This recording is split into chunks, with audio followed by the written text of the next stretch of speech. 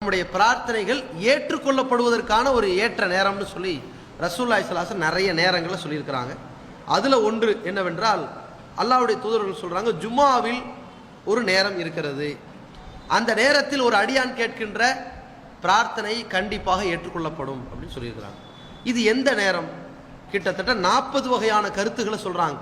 சில பேர் ஜும்மா முழுவதும் சொல்கிறாங்க, சில பேர் வியாழக்கிழமை நைட்லேருந்தே ஆரம்பிக்குதுங்கிறாங்க, சில பேர் ஜும்மாவில் அசருங்கிறாங்க, ஜும்மாவில் சுபுங்கிறாங்க, ஜும்மாவில் சுபுலேருந்து அசருங்கிறாங்க, இல்லை ஜும்மாவில் லுகர்லேருந்து அசருங்கிறாங்க, இல்லை ஜும்மாவில் சுபுலேருந்து லுகருங்கிறாங்க. இப்படி நிறைய கருத்து இருக்குது. ஆனால் ஹதீஸுகளிலிருந்து கிடைத்ததில் நாம் சொல்லக்கூடிய கருத்து என்ன வருதுன்னா, அல்லாஹ்வுடைய தூதர் ஸல்லல்லாஹு அலைஹி சொல்லக்கூடிய ஒரு செய்தி அபுதாவுதுங்கிற ஹதீஸுல வருது. அல்லாஹ்வுடைய தூதர்கள் சொல்கிறாங்க, இது இமாம் மெம்பரில் ஏறினதுல இருந்து இந்த நேரம் ஒரு இடத்தில் இருக்கிறது. அது எங்கே இருக்கிறது? மெம்பரில் ஏறினதுலேருந்து சலாம் கொடுக்கும் வரைக்கு இடையில் அந்த நேரம் இருக்குதுன்னாங்க. இப்போ எந்த நேரம்? நம்ம குரானுக்கு முரண்படாமல் அந்த நேரத்தை கண்டுபிடிக்கணும். இப்போ பாருங்கள், இமாம் மெம்பரில் ஏறிட்டார், நம்ம துவா கேட்டிருக்க முடியுமா? அல்லாஹ்வுடைய தூதர்கள் சொல்கிறாங்க, பயான் பேசி கொண்டிருக்கும் பொழுது வாய்ப்பத்தி இருங்க, யாரு கூடயும் பேசாதீங்க, பேசிக்கிட்டு இருந்தாலும் கூட நீ பேசாதன்னு கண்டிக்காதீங்க அப்படின்னு சொல்லியிருக்கிறாங்க. அப்போ இது துவா கேட்கும் நேரம் அல்ல. அப்போ இமாம் பேசிக்கிட்டு இருக்கும்போது கேட்க முடியாது. அடுத்து என்ன? 2 உரைக்கு மத்தியில் இமாம் உட்காருவார்ல, இதை பல பேர் புரிஞ்சுக்கிட்டாங்க, இந்த நேரத்தில் கேட்குறதுவா ஏற்றுக்கொள்ளப்படும்.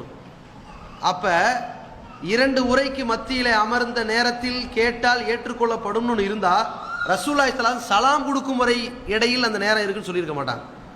ஜும்மா மேடையில் ஏறினதுலேருந்து இறங்கும் வரைன்னு சொல்லியிருப்பாங்கள்ல, அப்போ அந்த நேரமும் இல்லை. அடுத்து என்ன? இன்னும் சொல்ல போனால் அந்த உட்காரது என்ன காமன் நேரமாக உட்காராரு? 1 நிமிஷம் கூட இருக்காது, அரை நிமிடம் உட்காருவார், டக்குன்னு எந்திரிச்சிடுவார். சில பேர் உட்காரதே தெரியாது, பெண்கள் இப்படி குமிஞ்சு கேட்டுட்டு இருப்பாங்க. அவர் முதல் உரை பேசினாரா 2வது உரை பேசினா தெரியாது, 2வது உரை பேசி எல்லாரும் எந்திரிச்சு தொழுகி நிற்கிற மாதிரி தெரியும். அந்த அளவுக்கு ரொம்ப வேகமாக எந்திரிச்சிடுறாங்க. அதே நேரத்தில் இந்த ஜுமாவுடைய உரைக்கு பிறகு தொழுகை நடக்குது, தொழுகையில் கேட்க முடியுமா?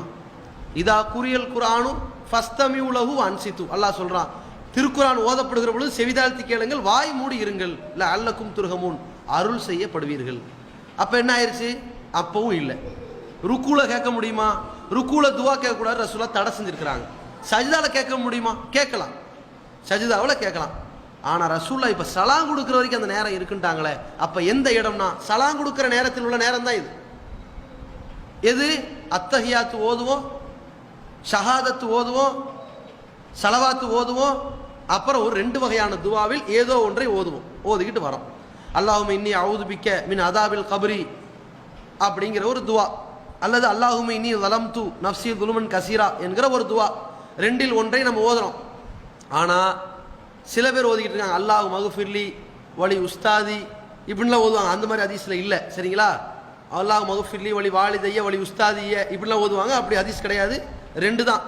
அல்லாஹும்ம இன்னி அஊது பிக்க மின் அதாபில் கப்ரி ஒமின் ஃபித்னத்தில் மஸீஹ் தஜ்ஜால் அப்படின்னு வரக்கூடிய துவா. அல்லது இன்னொன்று அல்லாஹும்ம இன்னி ஸலம்து நஃப்ஸி ஸுல்மன் கஸீரா வலா யக்ஃபிரு துனூப இல்லா அன்தன் தொடங்குற ஒரு துவா. இது 2இல் ஏதோ ஒன்றை ஓதிவிட்டு கொஞ்ச நேரம் கிடைக்கும், 1 நிமிஷமோ 2 நிமிஷமோ 3 நிமிஷமோ. நம்ம வரும்போது என்ன யோசிக்கணும்? இந்த இன்னைக்கு அத்தஹியாத்தில் ஏதோ நம்ம கிடைக்கிறது கொஞ்சம் நேரம் தான். முக்கியமான கோரிக்கையை கேட்போம், நமக்கு 1000 கோரிக்கை இருக்கும். ஒரு முக்கிய அதிகாரி சந்திக்க போகிறோம், என்ன சொல்லுவாங்க? இந்தாப்பா ரொம்ப இல்லை, ஒரு 2 நிமிஷம் கலெக்டரை பார்க்க டைம் இருக்குது, 2 நிமிஷம் என்ன பேசணும் பேசிட்டு போ. ஒரு 40 பக்கம் மேட்டரை போய் பேச முடியுமா? அப்போ ஃபஸ்ட்டு யோசிப்பாங்க, நமக்கு அப்பாயின்மெண்ட் 2 நிமிஷம், 2 நிமிஷத்தில் கேட்குற என்ன இருக்குது யோசிச்சுக்கிட்டு போய் சொல்லுவோம். இதே மாதிரி நமக்கு இருக்கிறது ஒரு 2-3 நிமிஷம், அது ஏற்றுக்கொள்ளத்தக்க ஒரு நேரமாகி போச்சுல்ல. முதல்ல அது மறந்துடக்கூடாது, அது ரொம்ப முக்கியமானது. சில பேர் என்ன பண்ணுவாங்க, இந்த பயானை கேட்டு அப்படியே தொழுகையில் முடிஞ்சுட்டு அடடா துவா கேட்குற ஒரு நேரத்தை விட்டு மறந்து போயிடும், அந்த பயானுடைய ஈர்ப்பு. சில பேர் என்ன, அந்த தொழுகையில் மைக் ஆஃப் ஆச்சா இவங்க மைண்டும் ஆஃப் ஆயிரும். அல்லாஹ் சமையல் அல்லாஹ் அஸ்ஸலாம் இப்படிலாம் வரும். இதே குழப்பத்தில் இருப்பாங்க, தொழுகையில் துவா கேட்குற டைம் கிடைக்காது. இப்படி ஏதாவது இல்லாமல் அந்த துவா கேட்குற ஒரு வாய்ப்பு கிடைச்சிருச்சுன்னு வைங்க, முக்கியமான கோரிக்கைகள் என்ன என்று நம்ம கேட்டோமே ஆனால் அது கண்டிப்பாக ஏற்றுக்கொள்ளப்படும். மற்ற நேரங்களில் கேட்டாலும் ஏற்றுக்கொள்ளப்படும். நம்ம ஒரு மனசு திருப்தி வரணும்ல, என்னடா இது 3 வருஷமாக கேட்டிருக்கிறோம், சரி கேட்போம் இப்படிங்கிற மாதிரி இல்லாமல் இந்த நேரத்தில் கேட்டோம்டா கண்டிப்பாக கிடைக்கும் இப்படிங்கிற ஒரு உறுதி. அதற்காக சரி எப்படி கிடைக்குங்கிற நம்ம எப்படி தெரிஞ்சுக்கிறது? அதை நம்ம தெரிஞ்சுக்கணும்ல. இப்போ பிரச்சனையே அதுதான். நாமளும் ஒரு 10 வருஷமாக கேட்குற ஒன்றுமே கிடைக்கலன்னு, கிடைச்சிருக்கோம், அவங்களுக்கு நிறைய கிடைச்சிருக்கும், ஆனால் அவங்களுக்கு தெரியல. ஆனால் அவங்க என்னது, கேட்டது கிடைக்கவில்லைன்னு உடனே கோரிக்கை ஏற்கப்படன்னு முடிவெடுத்துறாங்க. அப்போ எப்படி நிறைவேற்றப்படும் என்பதை ஒரு விளக்கத்தை புரிந்து விட்டால் நமக்கு நிறைவேற்றப்பட்டிருக்கா இல்லையா நமக்கு தெரிஞ்சு போயிடும்.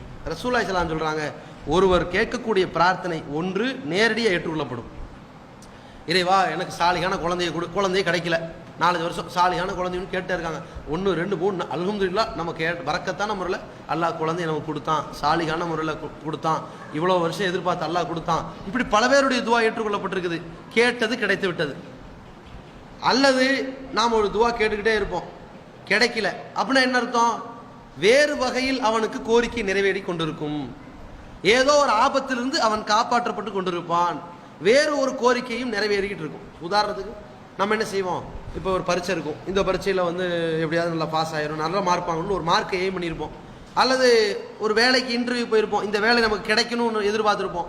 அந்த வேலை கிடைக்கணும்னு துவா கேட்டு கிடைச்சா கேட்டது கிடைத்ததுன்னு ஆயிடுச்சு. கிடைக்கலனா அது ஒரு 8000 ரூபா சம்பந்தம் உள்ள வேலை. இன்னொரு இன்டர்வியூக்கு போகிறோம், 12,000 ரூபா சம்பளம் உள்ள வேலை.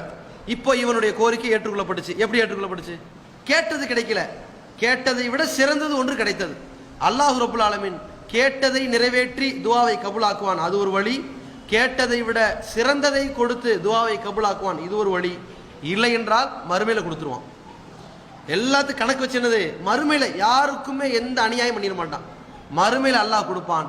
இதை கவனத்தில் வைத்துக்கொண்டு மறுமையில் இறைவன் நமக்கு கொடுப்பான் என்கிற நம்பிக்கையில், சரி உலகத்தில் நம்மளும் பார்க்குறோம், டைரெக்டாக கிடைச்ச மாதிரி தெரியல, இன்டைரக்டாக கிடைச்ச மாதிரி தெரியல, ஏதோ ஒரு ஆபத்துலேருந்து காப்பாற்றுவான் போல, இல்லை மறுமையில் நிறைய வாங்கி விடுறா, இப்படிங்கிற ஒரு மன திருப்தி வந்து விட்டால் பிரச்சனையே இல்லை.